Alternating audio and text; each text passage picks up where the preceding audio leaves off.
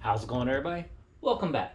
So this video, we're just going to be working on every vehicle, I guess, in a way, because it's like a day or two later from when I ended up the last one, and it's still raining. I mean, it hasn't stopped. So we're just going to go ahead and just start working on stuff. So what we're going to do is, it's just barely raining, is we're going to go ahead, replace the spark plugs, and put the filter in the Jeep. Don't know how to do either of them. So, I mean, I Googled a little bit on the filter, so that way I made sure I got the right filter. It's fairly easy, not a big deal. I've done that before. Spark plugs, you know, not a big deal either. So let's go ahead, get the hood open, and let's go ahead and start getting those things replaced at least. Oh, speaking of that, I remember last video I talked about gapping spark plugs. I said make sure you always gap them. So of course it's a 4-cylinder. One plug was at like 45. The other one was at 40, which 43 is what I want. That's what they're called for.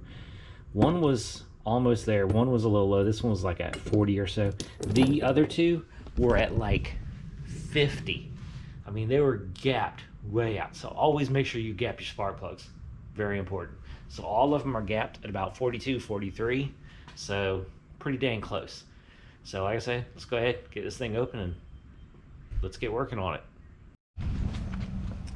Okay, like I say, lucky I have a GoPro that, you know, is waterproof now. All right, so I took the cover off. It's right there on the floor.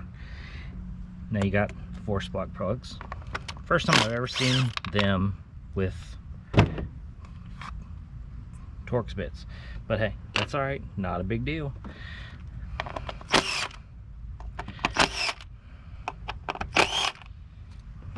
Pop these out.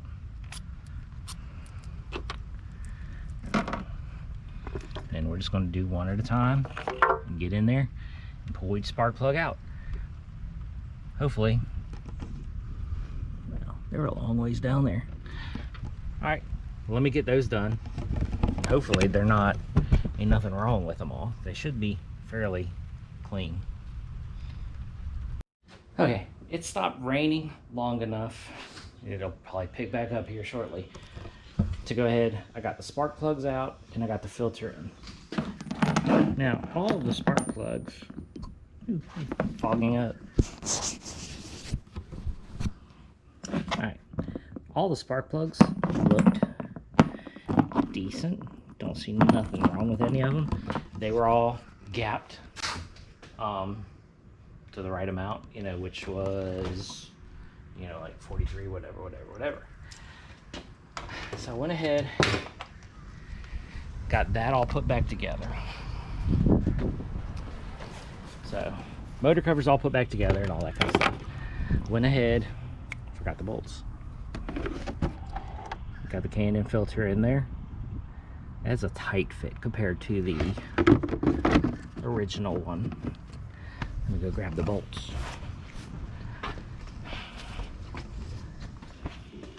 Where did I put the original one? Oh, I think it rolled away. I threw it and it landed underneath the truck, and then it like rolled away. So it's probably like way underneath the truck. But it was just a, you know, one of the normal piece of crap ones. So there are 8mm bolts that go all the way around it, and then you have to remove this 10mm right here to get this thing on and off, because if not, you know, it won't come off. So it's basically get these on all the way around, and I drop one. Yay. At least I know where it's at. There's a motor cover underneath the motor. Well, let me grab that real quick. Okay, getting that last screw was not easy, but I got it. So they're in the, and the bad thing is with these ones, you have to use a swivel joint to get into these back too.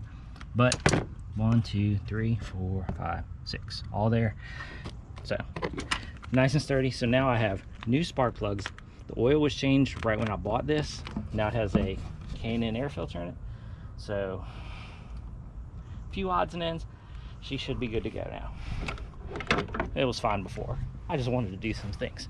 All right, next we are going to go ahead and we're going to get underneath the Silverado and replace the bolts for the hitch with the grade A bolts. I have 4 of them right here, 4 nuts, all that stuff. So let's go ahead, close up the Jeep, and we're gonna slide the truck down just a hair because it's basically touching this Jeep. So that way I can get underneath the back of it and put the bolts on. So let's go ahead and get that going. Okay, so now we're gonna get the bolts underneath the truck for the hitch. Light over there.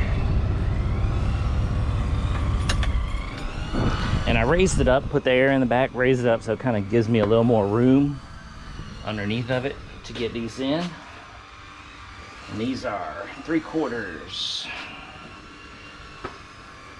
Where's the socket? 3/4. Oh, there it is. 3/4. 3/4. All right. Let me show you. And I mean, that, yeah. Hopefully I got enough light. Hopefully I got enough light underneath this thing.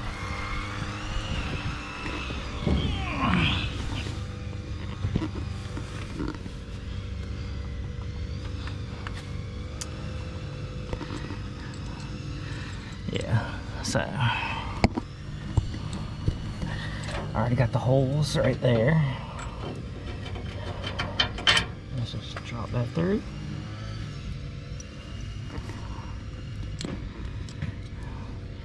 Washer, light washer.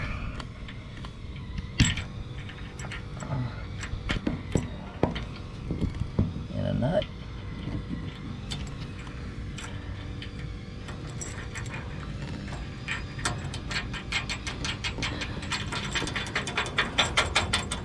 Alright, now there's 1, there's 2. The original ones there. Go ahead, put these ones in. Tighten them down. Get with you in a second. Alright, so now they're all tight. Grade 8 bolts, and it's in there good. I actually even welded around in a couple spots to make sure that it is on the frame good. So that is good. Next thing I need to do is I need to order the 7-pin wire harness, which I'm actually going to do that here in a minute.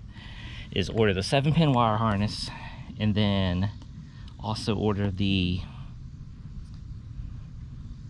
ball unit, because like this one I just threw on there just because, just kind of see, make sure it all fit good. But the one that I'm getting is all aluminum, dual ball, and it'll be adjustable, and it's like 160 bucks. So that's gonna go on there. That'll be a good one. And then the 7-pin harness, that's gonna get ordered as soon as this video's over. So basically now, as soon as I get that stuff ordered and get it here, which we're gonna do a video on wiring up the wire harness for the whole trailer brake setup. And I'm gonna take this and we're going to let's see, because I mean we're going to do a complete video on wiring this up so everybody knows how exactly, but we're going to wind up putting it probably, I would like it to go there, but that's, I don't know, we could put it somewhere.